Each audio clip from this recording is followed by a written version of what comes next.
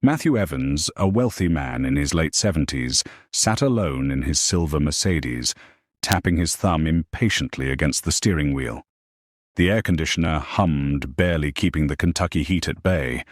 Retired and wealthy from a life of business in finance, Matthew was used to things working in his favor, but that day he found himself stranded with a flat tire far from the comforts of his pristine mansion on the outskirts of town. After a few attempts to call for roadside assistance with no luck, he sighed and resigned himself to the fact that he'd have to wait, just as he started to feel a tinge of frustration bubbling up. He saw a figure walking toward him down the road. A young boy, maybe 13 or 14, wearing a faded t-shirt and worn-out sneakers, approached with a determined expression. Matthew watched as the boy's eyes narrowed, examining the car, before giving Matthew a polite but confident nod. "Got a flat?" "Sir?" the boy asked, his voice steady. Yes, I do," Matthew replied, feeling a strange mix of relief and unease. "I was hoping for a bit of help, but my phone's got no signal out here." The boy gave a little smile. "I can help with that," he said, kneeling beside the tire without hesitation. "My grandpa taught me how to change a tire last summer. Do you have a spare?" Matthew gestured to the trunk, watching as the boy opened it and pulled out the necessary tools. The young boy worked swiftly, his hands moving with a quiet confidence that seemed almost beyond his years. As Matthew stood there, he felt a strange humility creeping in, something he hadn't felt in a long time. He wanted to offer the boy something in return, but the young man hardly looked up, focusing intently on the task at hand. After a few minutes, the boy finished wiping his hands on his jeans and stepping back, all done. He said simply, offering a small, satisfied smile. Matthew reached into his wallet and pulled out a few bills, holding them out to the boy. "Here, take this. I really appreciate your help, but—" The boy took a step back, raising his hand politely. "Thank you, sir, but I don't need anything, just happy to help." Stunned Matthew stood there, money still in hand, as he watched the boy turn and walk away down the road. The interaction had left him moved somehow. Though he couldn't quite put a finger on why alone now, he slipped the money back into his wallet and got back into his car, watching in the rearview mirror as the boy's figure grew smaller in the distance. For the rest of his drive, Matthew's thoughts kept drifting back to the boy. There was a quiet dignity about him, a self-assurance that wasn't born from money or privilege, but from something deeper. That night, as he sat alone in his lavish home, Matthew found himself unable to shake the image of the boy walking away with nothing but a smile. That evening, Matthew sat in the leather armchair of his study, surrounded by shelves of books he rarely opened. The room was quiet, save for the soft ticking of the grandfather clock in the corner. His dinner, a perfectly prepared steak and asparagus, sat untouched on the side table. He couldn't stop thinking about the boy. Matthew had encountered thousands of people in his lifetime: business partners, employees, investors. Most interactions revolved around negotiations, favors, and deals. There was always an exchange, a price, or an expectation, but this boy, this stranger, had helped him for no reason other than kindness. He leaned back, sipping his scotch. The memory of the boy's confident smile replayed in his mind. He didn't look like someone who had much. Matthew thought the worn shoes, the faded clothes, the dust on his hands, it all told a story. And yet the boy carried himself with a kind of integrity that seems so rare these days. The next morning, Matthew couldn't resist the urge to find the boy. He didn't know why, but something inside him felt unfinished. Maybe it was guilt, maybe gratitude, or maybe just curiosity. Whatever it was, he found himself driving down the same stretch of road, scanning the horizon for any sign of the boy. Hours passed as he stopped at gas stations and small diners, asking anyone who would listen if they'd seen a young boy fitting the description. Most shrugged or shook their heads until finally an older woman behind the counter at a small cafe spoke up. "Sounds like you're talking about Elijah," she said, wiping her hands on her apron. "That boy's always helping folks around here, lives with his mama over in Harlan." Matthew repeated, making a mental note. "Thank you." The town of Harlan was an hour away, nestled in the foothills of the Appalachians. The drive was scenic, but Matthew barely noticed his mind was racing with questions. What kind of life did this boy have? What kind of family raised someone like that? When he arrived in Harlan, the streets were quiet, lined with modest homes and small businesses. He asked a few locals about Elijah and was eventually pointed to a small house on the edge of town. The house was worn but tidy, with a front porch that sagged slightly under its own weight. Matthew parked his car and hesitated for a moment, unsure of what he would even say. Taking a deep breath, he knocked on the door. It opened a moment later, revealing a woman in her early 40s. She looked tired but kind, her eyes sharp and curious as she sized him up. "Can I help you?" she asked. "Good morning," Matthew said, clearing his throat. "I'm sorry to bother you, but I believe I met your son yesterday, Elijah, right? He helped me with a flat tire." Her expression softened instantly. "That sounds like my Elijah," she said with a small smile. "He's always helping folks. I just wanted to thank him properly." Matthew said he wouldn't accept anything from me yesterday. She nodded, stepping aside to let him in.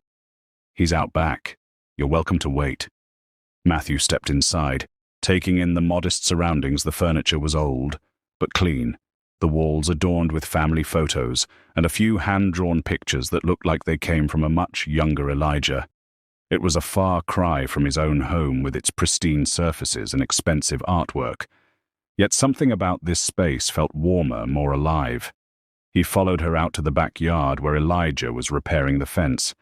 The boy looked up surprised to see Matthew. "Hey," Mr. Elijah said, wiping his hands on his jeans. "What are you doing here?" Matthew smiled, feeling strangely nervous. "I wanted to thank you again. You helped me when I really needed it, and I just couldn't stop thinking about it." Elijah shrugged, his expression easy and genuine. It wasn't a big deal, but to Matthew it was, and he was determined to show it. Elijah leaned against the fence, his curious gaze fixed on Matthew for a moment. Neither of them spoke. The boy's calm demeanor made Matthew feel slightly out of place, as though he were the one being judged. "I don't think you realize what a big deal it was," Matthew finally said, breaking the silence. "People don't usually help strangers without expecting something in return." Elijah tilted his head slightly, as if puzzled by the statement. "I don't see it like that," he replied. "If someone needs help, and I can do it, why wouldn't I?" Matthew was struck by the simplicity of the boy's logic. He looked past Elijah to the yard. The fence was patched together with mismatched wood, the grass uneven and sparse behind the house.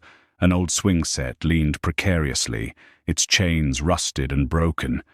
It was clear that Elijah's family didn't have much, but they made do with what they had. "You've got a good head on your shoulders," Matthew said. "Meaning it. Your mother must be proud." Elijah grinned, glancing back toward the house. "She works hard. I just try to help out where I can." Matthew was quiet for a moment, absorbing the boy's words. He thought of his own childhood spent in a house much like this one. His parents had worked tirelessly to make ends meet, teaching him the value of hard work and perseverance. Over the years, he had drifted away from those lessons.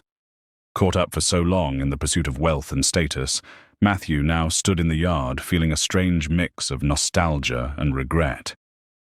"I'd like to do something for you and your family," he said at last. Elijah straightened, his expression guarded. "We're okay, mister. We don't need anything."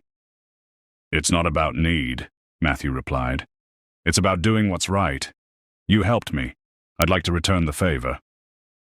Before Elijah could answer, his mother stepped out onto the porch, drying her hands on a dish towel. "Elijah, you'd better come inside and wash up before lunch," she called. Then her eyes turned to Matthew. "Would you care to join us? It's nothing fancy, but you're welcome." Matthew hesitated. He wasn't used to such open, genuine invitations, but the kindness in her voice left no room for refusal. "I'd like that," he said, stepping inside. The kitchen smelled of freshly baked bread and roasted vegetables. The table was small, surrounded by mismatched chairs, but it was set with care.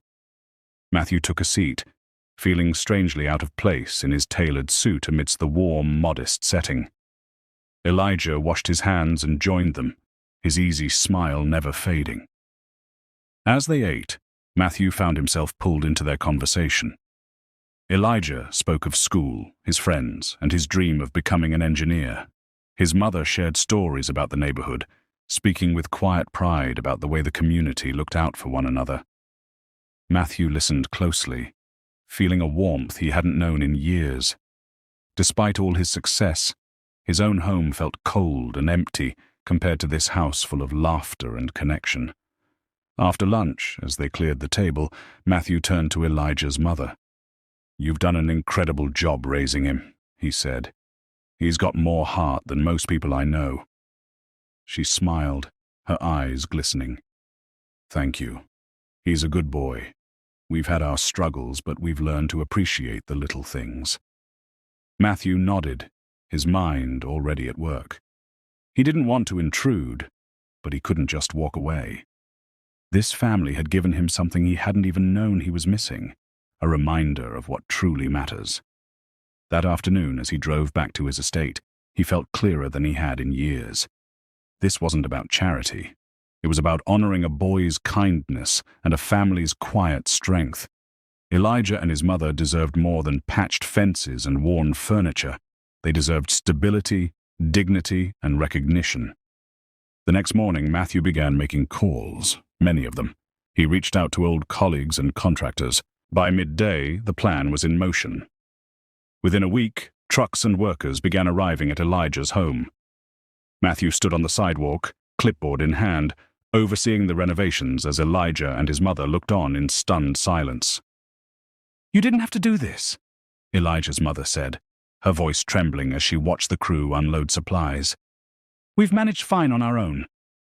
Matthew turned to her, his expression sincere. "You've done more than manage. You've thrived. But you also gave me something I didn't know I was missing. Please let me give back." Elijah stood quietly beside his mother, his face thoughtful. Matthew crouched slightly to meet his eyes. "You taught me something, Elijah. Helping people isn't about money. It's about showing up. And I want to show up for you." Over the next several weeks, the house underwent a complete transformation. The sagging porch was rebuilt with solid new wood, the leaky roof was repaired, and the rusted swing set in the backyard was replaced with a new one. Inside, the walls were freshly painted, the floors refinished, and the kitchen modernized with updated appliances. At first, Elijah tried to pitch in, carrying planks, sweeping debris, but Matthew gently waved him off. "Your job," he said with a smile, "is to enjoy being a kid for a while." Still, Elijah couldn't stay away. He often wandered outside to watch the crew work, his eyes bright with curiosity as he observed them measure, cut, and build. One of the workers, a burly man named Joe, noticed Elijah's interest and invited him to help measure wood planks. Soon, Elijah was asking about tools and techniques, his enthusiasm contagious. Matthew watched from a distance, a quiet pride swelling in his chest. For the first time in years, he felt like he was doing something truly meaningful, something that went beyond himself. Elijah's energy reminded him of the passion he once had, before his life was consumed by boardrooms and stock portfolios. One evening, as the sun dipped low and the project neared completion, the family stood on the new porch, gazing in awe at their transformed home. Elijah's mother turned to Matthew, her eyes glistening with emotion. "This isn't just a house anymore," she said. "It's a home. I don't know how we can ever thank you." Matthew shook his head, his voice soft. "You already have. You reminded me of what life is really about. Family, connection, and purpose. I think I should be the one thanking you." The final day of the renovation felt like a celebration. Neighbors stopped by to admire the changes, offering smiles and small gifts, fresh baked bread, jars of homemade jam, even a potted plant. Elijah's laughter rang through the yard as he dashed around, proudly showing off his new home. Elijah raced around the yard, proudly showing his friends the new swing set and the freshly painted rooms inside. The house, once tired and worn, now radiated life. On the porch, Matthew leaned against the new, sturdy railing, quietly watching the scene unfold. He hadn't felt this kind of joy in years. Simple, unfiltered joy that came from seeing others thrive. Elijah's mother approached, a glass of iced tea in her hand. She handed it to him with a warm smile. "You've done more than fix a house," she said softly. "You've given us hope. And maybe you found something for yourself too." Matthew nodded, taking a sip. "I have," he admitted. "I spent so many years chasing things I thought mattered. Money, status, influence. But none of it ever felt like this. None of it ever filled me the way this has." As the sun began to set, Elijah joined them on the porch, his energy still shining through. He looked up at Matthew, a thoughtful expression on his face. "Mr. Matthew," he said, "I've been thinking a lot about what you did for us. I want to do something like that one day. I want to help people too." Matthew rested a hand on Elijah's shoulder, his voice steady. "You already are, Elijah. Your kindness is what set all of this in motion. Don't ever lose that." The three of them sat together as the sky faded from golden light to deep orange. The warmth of the day lingered, but there was a deeper warmth now, one born of connection, gratitude, and a shared sense of purpose. When it was time for Matthew to leave, Elijah and his mother walked him to his car. The boy's wide grin and his mother's tearful smile stayed with Matthew as he drove away.